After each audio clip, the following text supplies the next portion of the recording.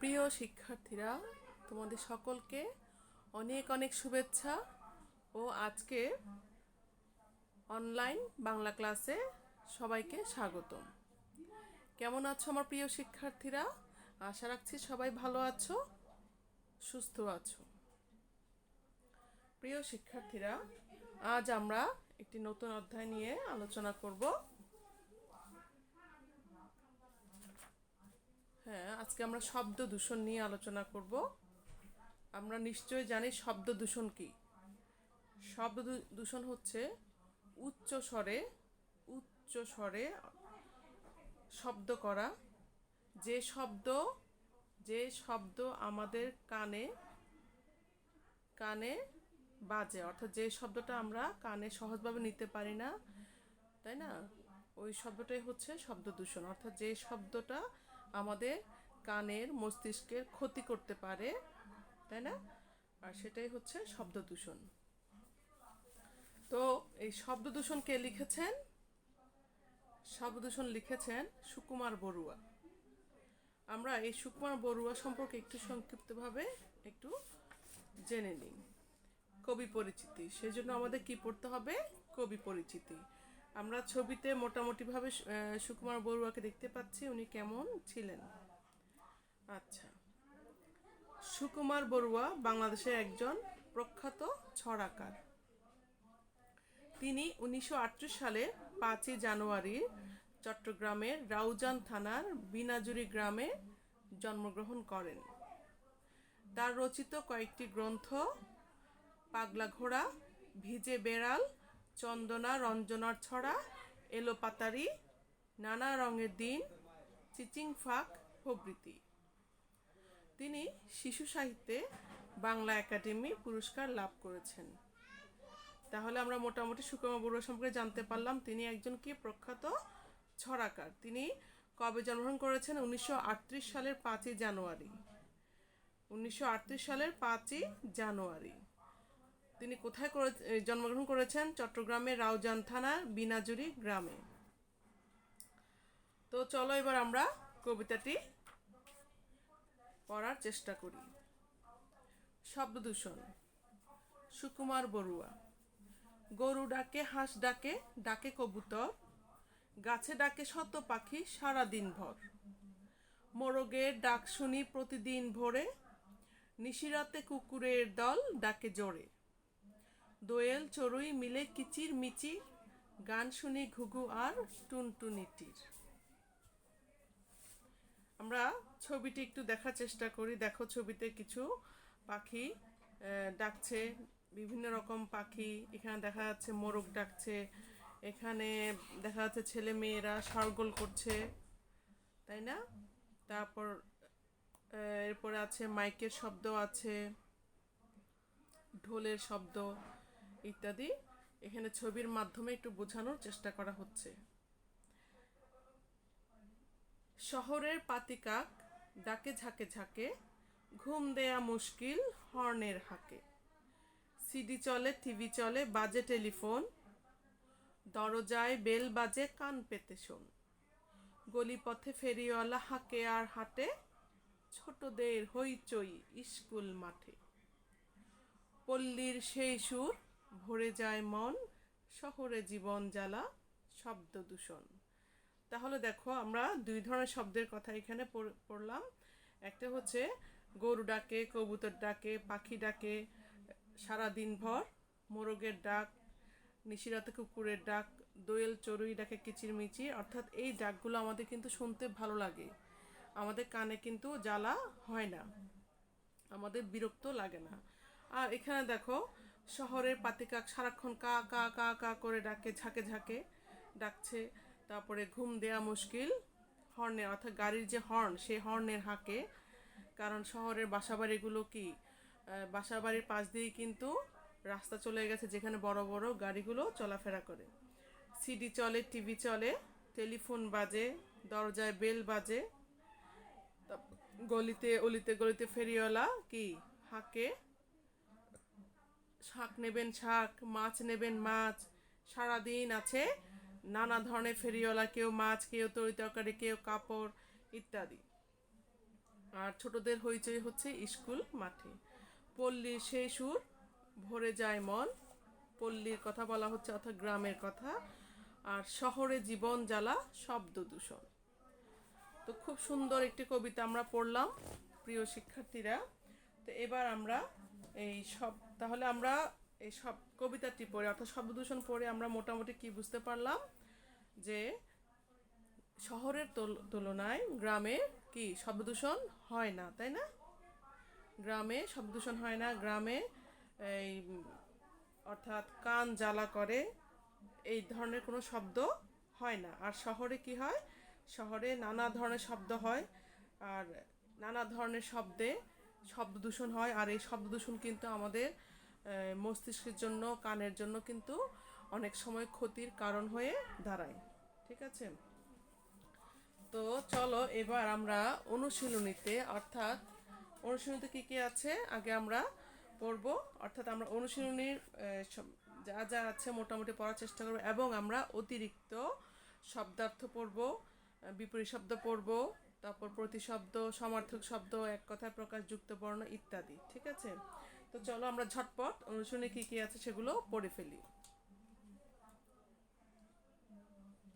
আশা করি প্রিয় শিক্ষার্থীরা তোমরা দেখতে পাচ্ছ নিশিরাত। প্রথমে কি আছে, নিশিরাত অর্থ কি?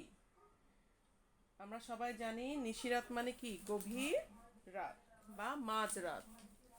গভীর রাত বা মাঝরাতকে নিশিরাত বলা হয়। কিচিরমিচির, কিচিরমিচির হচ্ছে পাখিদের ডাকাডাকির আওয়াজ। শুধু একটা পাখি নয়, অনেকগুলো পাখির ডাকাডাকির আওয়াজ বা শব্দকে বলা হয় কিচিরমিচির। ফেরিওয়ালা রাস্তায় বা বাড়িতে বাড়িতে ঘুরে যারা কি বিক্রি করে, বিভিন্ন জিনিসপত্র বিক্রি করেন, তাদেরকে বলা হয় ফেরিওয়ালা। আমরা সবাই নিশ্চয়ই ফেরিওয়ালা দেখেছি, যেহেতু আমরা সবাই মোটামুটি শহরে থাকি, তাই না? অলিতে গলিতে কেউ মুরগি বিক্রি করতে আসে, কেউ মাছ, তারপর কেউ শাকসবজি, কেউ কাঁচা জিনিসপত্র ইত্যাদি, কেউ কাপড় বিক্রি করতে আসে। তো ফেরিওয়ালা কি রাস্তায় বা বাড়িতে বাড়িতে যারা হেঁটে হেঁটে জিনিসপত্র বিক্রি করে তাদেরকে বলা হয় ফেরিওয়ালা। শব্দ দূষণ, শব্দ দূষণ অর্থ হচ্ছে অত্যন্ত কোলাহল, অর্থাৎ যে শব্দ কি আমাদের কানে বাজে, যেটা আমরা খুব সহজভাবে নিতে পারি না, সেটাকে বলা হয় শব্দ দূষণ। তো আমরা ছোট্ট করে বলবো অত্যন্ত কোলাহল, অত্যন্ত কোলাহল। আচ্ছা, এবার দেখো 2 নম্বরে কি আছে, কিছু শব্দ আছে, ফেরিওয়ালা, নিশিরাত, শব্দ দূষণ, কিচিরমিচির। এগুলো দিয়ে আমাকে শূন্যস্থান পূরণ করতে হবে, অসম্পূর্ণ বাক্যকে সম্পূর্ণ করতে হবে। তো আমরা 4টি শব্দ পড়লাম। কি আছে ক নম্বরে, ড্যাশ চেঁচামেচি করো না সবাই ঘুমাচ্ছে। তাহলে কি হবে? তাহলে আমরা বুঝলাম কি,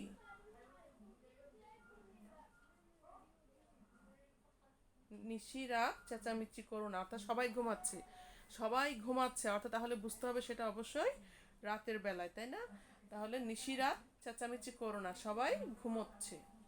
খ, ভোরবেলাতেই পাখির শুনতে শুনতে আমার ঘুম ঘুম ভাঙে, অর্থাৎ ভোরবেলাতে পাখির কি শুনতে শুনতে, কিচিরমিচির শুনতে শুনতে আমার ঘুম ভাঙে। ড্যাশ হাঁক দিচ্ছে থালা বাসন চাই। কে হাঁক দিচ্ছে? হাঁক মানে ডাকছে, জোরে জোরে ডাকছে। হাঁক দিচ্ছে কে? ফেরিওয়ালা। ফেরিওয়ালা হাঁক দিচ্ছে থালা বাসন চাই, থালা বাসন চাই। তারপরে আছে ঘ নাম্বার, আমাদের শোনার ক্ষমতা কমিয়ে দেয়।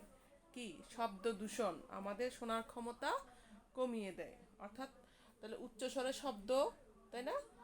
এগুলো কি আমাদের কানের ক্ষতি করতে পারে, আমাদের মস্তিষ্কেরও ক্ষতি হতে পারে। আচ্ছা, এবার 3 নাম্বার দেখো প্রশ্নোত্তর আছে, আমরা মুখে মুখে উত্তরগুলো বলার চেষ্টা করব, কারণ আমরা কবিতাটি পড়েছি, আমরা মোটামুটি সবাই এর উত্তরগুলো দিতে পারবো। কবিতায় কোন কোন পশু ও পাখির কথা বলা হয়েছে? আমরা এখানে দেখো একটু কবিতায় যাই। পশু আর পাখি আমরা নিশ্চয় তফাৎটা সবাই বুঝি। পশু হচ্ছে গরু, ঘোড়া, তারপর তোমার কুকুর ইত্যাদিকে বলা হয় পশু, তাই না? অর্থাৎ জানোয়ার বিশিষ্ট, যেমন বাঘ, সিংহ, এগুলোও কিন্তু পশু। ঠিক আছে, তাহলে এখানে কোন কোন পশুর কথা বলা হচ্ছে দেখো। গরু, প্রথমে আছে গরু, এরপরে আছে গাছ মোরগের ডাক শুনি নিশিরাত, কুকুর কুকুর আছে। তারপরে আছে চড়ুই টুনটুনি, এখানে আছে কাক।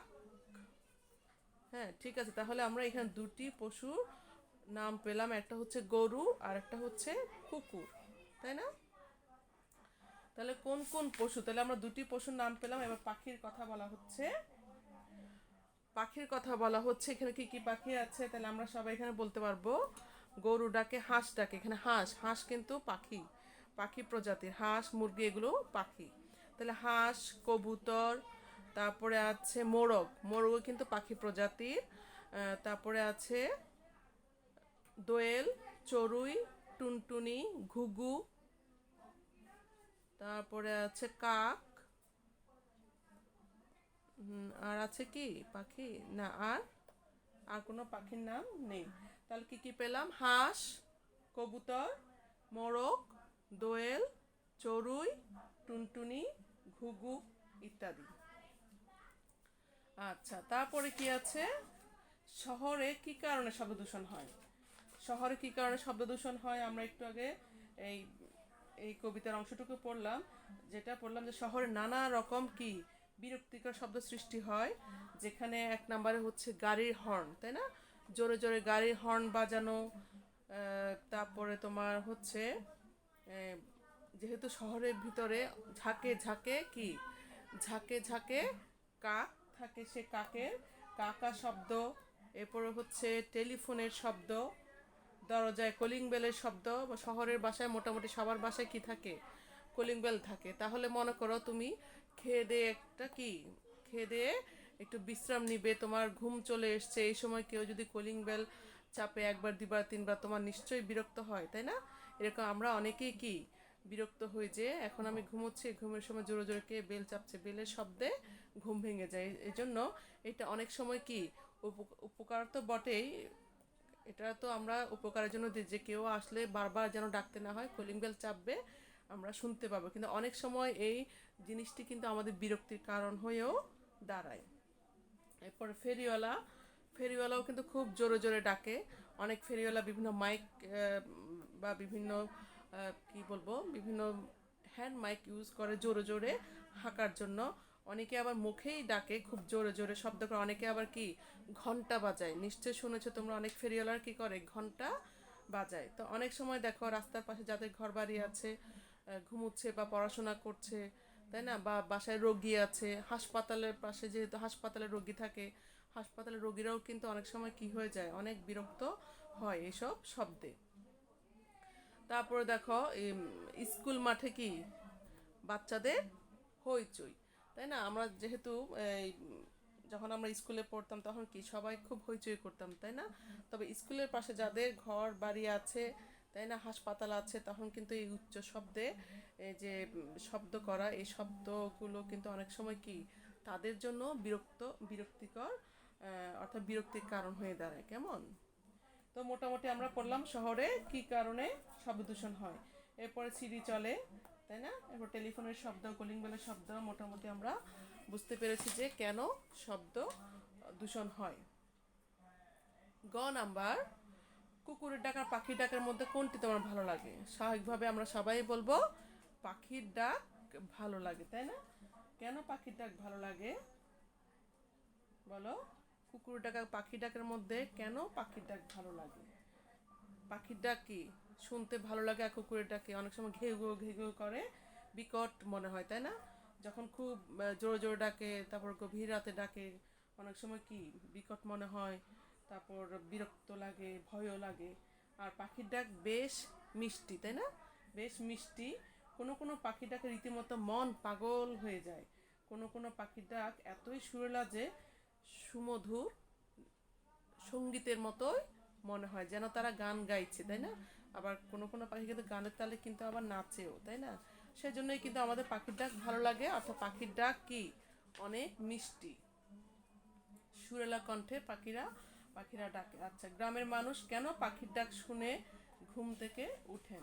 এটাও কি আমরা খুব সহজে কিন্তু বলতে পারি। এই যে মোরগের ডাক শুনি প্রতিদিন ভোরে, অর্থাৎ গ্রামের মানুষেরা কি করে, গ্রামের মানুষ ভোরে দোয়েল, শালিক, ময়না, টিয়া যত পাখি আছে পাখির কিচিরমিচির শব্দ শুরু করে দেয়। কেন? ভোর হয়েছে, সকাল ভোরের আলো দেখলেই কিন্তু পাখিরা তাদের বাসা থেকে বেরিয়ে কি ডাকাডাকি শুরু করে, অর্থাৎ দিন কি শুরু হতে যাচ্ছে, দিন শুরু হতে যাচ্ছে। এই কিচিমিচির শব্দ শুনেই কিন্তু গ্রামের মানুষ ঘুম থেকে উঠেন। ভোরবেলা মোরগের ডাকেও অনেকের কি ঘুম ভাঙে।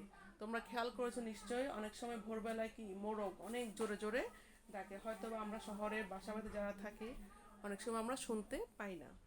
আচ্ছা প্রিয় শিক্ষার্থীরা, তাহলে আজ এই প্রশ্ন উত্তর পর্যন্তই। আমরা আগামী ক্লাসে বাকি অংশটুকু এবং অতিরিক্ত কিছু টপিক নিয়ে আমরা আলোচনা করার চেষ্টা করব। ঠিক আছে? তো আজ এ পর্যন্তই। সবাই ভালো থেকো। সবাইকে অনেক অনেক ধন্যবাদ।